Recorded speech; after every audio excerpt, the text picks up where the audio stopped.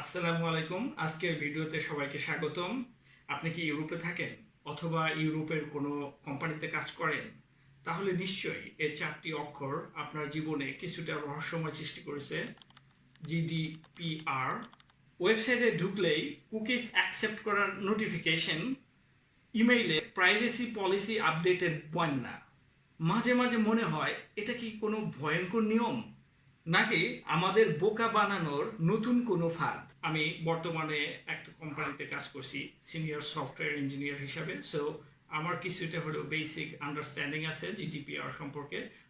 আজকের এই ভিডিওতে আমরা জিডিপিআর এর মুখোশ উন্মোচন করব ইনশাআল্লাহ।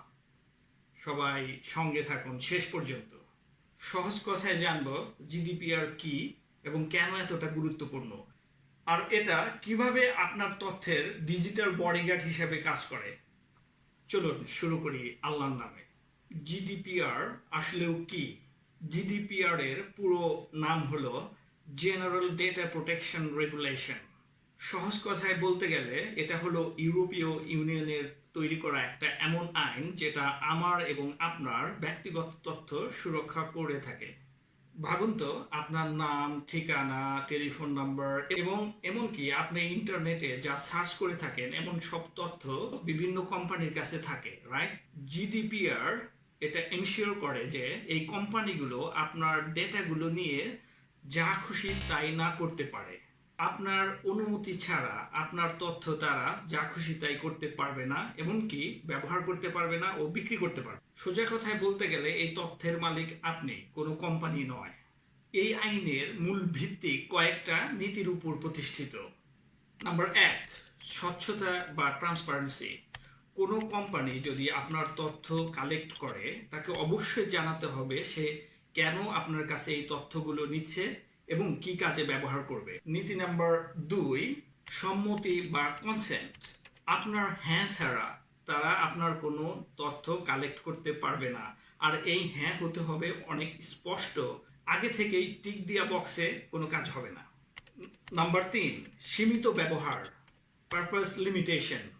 যে কাজের জন্য আপনার তথ্য নেওয়া হয়েছে শুধুমাত্র সেই কাজের জন্যই তারা ওই তথ্য ব্যবহার করতে পারবে, অন্য কোনো কাজে ব্যবহার করতে পারবে না। নাম্বার 4, তথ্য মুছে ফেলার অধিকার বা রাইট টু বি ফরগটেন। আপনি চাইলে তাদের সিস্টেম থেকে আপনার তথ্য পুরোপুরি মুছে ফেলতে পারবেন। এখন আমরা দেখব বিভিন্ন ক্যাটাগরির ডেটা। সব তথ্য সমান নয়।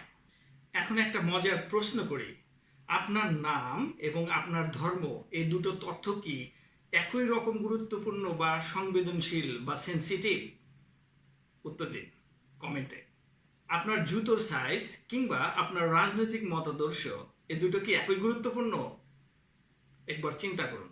না, জিডিপিআর অনুযায়ী সব তথ্য এক না। কিছু ব্যক্তিগত তথ্যকে স্পেশাল ক্যাটাগরি অথবা বিশেষ শ্রেণীতে গণ্য করা হয়, কারণ এই তথ্যগুলো ভুল হাতে পড়লে আপনার বিরুদ্ধে বৈষম্যমূলক ব্যবহার করা হতে পারে অথবা আপনার বড় ধরনের কোনো ক্ষতি হতে পারে। এই বিশেষ তথ্যগুলো কি? চলুন একে একে দেখি। যেমন জাতি বা বর্ণ, আপনার রাজনৈতিক মতাদর্শ, আপনার ধর্মীয় বা দার্শনিক বিশ্বাস, ট্রেড ইউনিয়ন সদস্যপদ, আপনার স্বাস্থ্য বা হেলথ রিলেটেড ডেটা, জেনেটিক বা বায়োমেট্রিক ইনফরমেশন যেমন ফিঙ্গারপ্রিন্ট অথবা হতে পারে ফেস রিকগনিশন, আপনার যৌন জীবন সম্পর্কিত বিভিন্ন তথ্য, এ সবগুলোই স্পেশাল শ্রেণীর অন্তর্ভুক্ত। এই ধরনের তথ্যগুলোকে সংগ্রহ করার জন্য কোম্পানিদেরকে খুব বেশি সতর্ক থাকতে হয় এবং এই বিষয়গুলো খুব শক্ত আইন দ্বারা নিয়ন্ত্রণ করা হয়। আপনার অনুমতি ছাড়া এই ধরনের তথ্য তারা স্পর্শ করতে পারবে না। এখন আমরা দেখব অলাভজনক প্রতিষ্ঠান বা কোম্পানির জন্য জিডিপিআর কিরকম হয়। অনেকেই ভেবে থাকেন আমরা তো কোনো লাভ করে থাকি না, আমরা চ্যারিটেবল অর্গানাইজেশন, আমরা মানুষের বিভিন্ন সেবা করে থাকি, আমাদেরকেও কি এই কঠিন আইন মেনে চলতে হবে? উত্তরটা হলো হ্যাঁ, অবশ্যই আপনাকে মানতে হবে। ভাবুন একটা অলাভজনক সংস্থা বা ভলেন্টিয়ার অর্গানাইজেশন কি করে থাকে। তারা বিভিন্ন ডোনার বা দাতা, ভলেন্টিয়ার বা স্বেচ্ছাসেবক এবং সাহায্য প্রার্থীদের বিভিন্ন ডেটা সংগ্রহ করে থাকে। এই তথ্যের মধ্যে সংবেদনশীল তথ্য থাকতে পারে, যেমন একজন সাহায্য প্রার্থীর স্বাস্থ্য কিংবা তার পারিবারিক দুর্দশার তথ্যসমূহ এর মধ্যে থাকতে পারে। এগুলো সবই জিডিপিআর এর অন্তর্ভুক্ত ব্যক্তিগত তথ্য, এমনকি স্পেশাল ক্যাটাগরির ডেটা। তাই নন প্রফিট অর্গানাইজেশনের ক্ষেত্রেও একই নিয়ম প্রযোজ্য।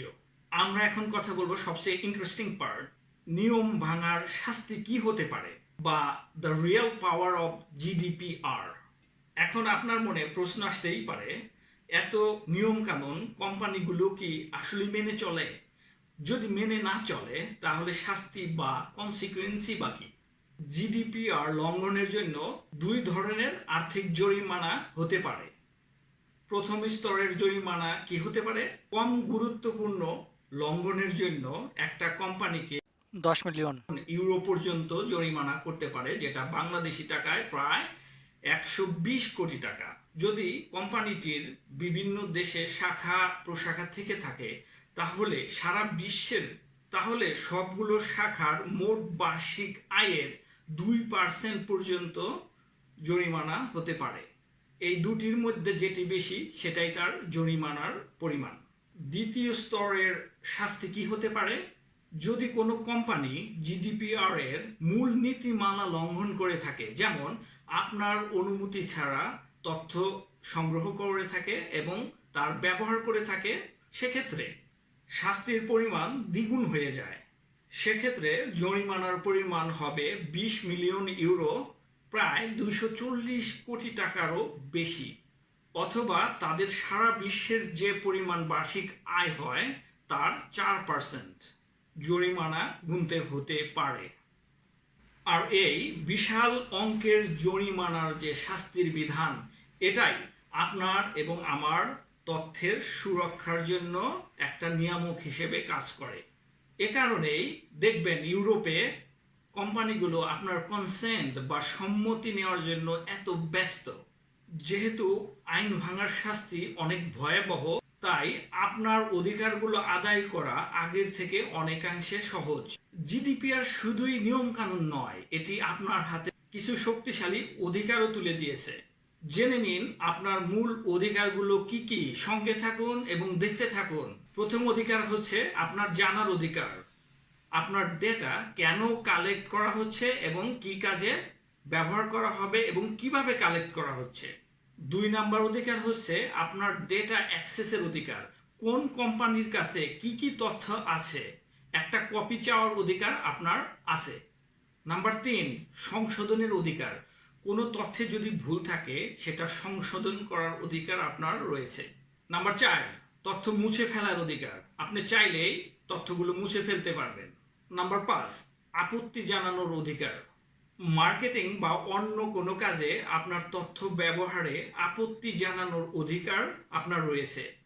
সুতরাং পরের বার যদি কোনো ইউরোপীয় ওয়েবসাইটে আপনি ব্রাউজ করেন, অবশ্যই তাদের কুকি পলিসি চেক করে নেবেন। কোনো অ্যাপ আপনার কাছে ডেটা অ্যাকসেপ্ট চাইলে ভয় পাবেন না, বা না বুঝে অ্যাকসেপ্ট বা অ্যালাউ বাটনে চাপ দেবেন না। এক মুহূর্ত ভাবুন, জিডিপিআর আপনাকে একটা বিশাল ক্ষমতা দিয়েছে, সেই ক্ষমতার সঠিক ব্যবহার করুন।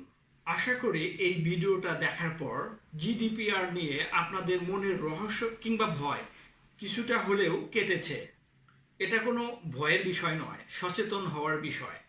বরঞ্চ এই ডিজিটাল যুগে জিডিপিআর আপনার তথ্য সুরক্ষার একটা শিল্ড বা বর্ম হিসেবে কাজ করবে। আপনার যদি জিডিপিআর নিয়ে কোনো মজার ঘটনা থাকে অথবা কোনো প্রশ্ন থাকে তাহলে অবশ্যই কমেন্ট করে জানান। ইনশাআল্লাহ আমরা ভবিষ্যতে আলোচনা করব। ভিডিওটি ভালো লাগলে লাইক বাটন চাপ দিতে ভুলবেন না, আর আপনার ইউরোপ প্রবাসী বন্ধুদের সাথে ভিডিওটি শেয়ার করুন। আর এই ধরনের গুরুত্বপূর্ণ বিষয়ের উপর আরও ভিডিও দেখতে চাইলে চ্যানেলটি সাবস্ক্রাইব করতে ভুলবেন না। সবাই ভালো থাকবেন এবং নিজের ডিজিটাল ফুটপ্রিন্ট নিয়ে সচেতন থাকবেন। আজকের মতো এতটুকুই। ভবিষ্যতে দেখা হবে অন্য কোনো ভিডিওতে। সে পর্যন্ত সবাই ভালো থাকুন। আসসালামু আলাইকুম।